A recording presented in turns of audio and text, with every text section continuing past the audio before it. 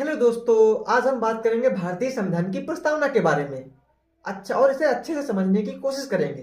चलिए, हम भारत के लोग भारत को एक संपूर्ण प्रभुत्व संपन्न समाजवादी पंथनिरपेक्ष लोकतंत्रात्मक गणराज्य बनाने के लिए तथा उनके समस्त नागरिकों को सामाजिक, आर्थिक और राजनीतिक न्याय, विचार, अभिव्यक्ति, विश्वास, धर्म और उपासना की स्वतंत्रता, प्रतिष्ठा और अवसर की समता को प्राप्त कराने के लिए तथा हर उन सब व्यक्तियों की गरिमा और राष्ट्र की एकता, अखंडता सुनिश्चित करने वाली बंधुता को बढ़ाने के लिए दृढ़ संकल्प होकर आज इस संविधान सभा में आज तारीख 26 नवंबर 1949 को एकता द्वारा इस संविधान को अंगीकृत, अधिनियमित, आत्मर्पित करते हैं।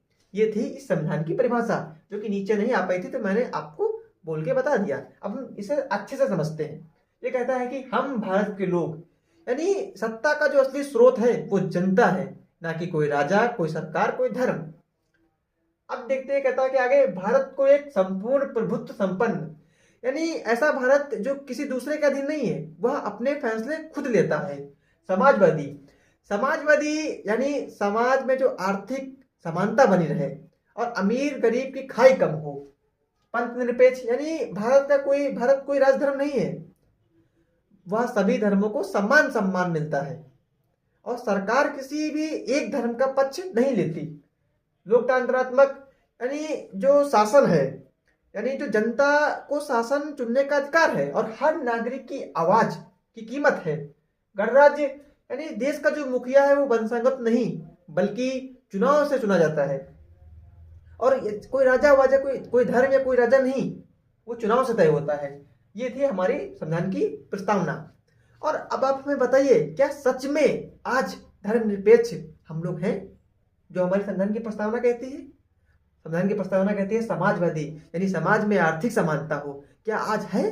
पहले समाजवादी के नारे लगा करते थे कि दो बातें हैं मोटी मोटी, सबको इज्जत सबको रोटी, मिटे अमीरी और गरीबी, मिटे चाकरी और मजबूरी, रोटी कपड़ा सस्ती हो, शिक्षा पढ़ाई और दवा मुफ्ती हो।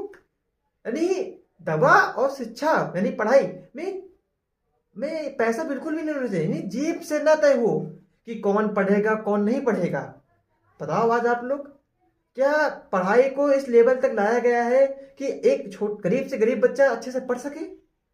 क्या आज सरकारी हॉस्पिटल में अच्छे से अच्छी दवा मिल पा रही है? क्योंकि भाई प्राइवेट में तो कोई वो नहीं है कि प्राइवेट की जो हॉस्पिटल जो दवाइयां वो सस्ती मिले, इलाज सस्ता हो।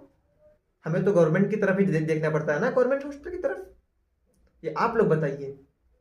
और एक बात हमेशा याद रखना कि जो समाज सवालों से डरता है वो समाज असली में जीवित नहीं है।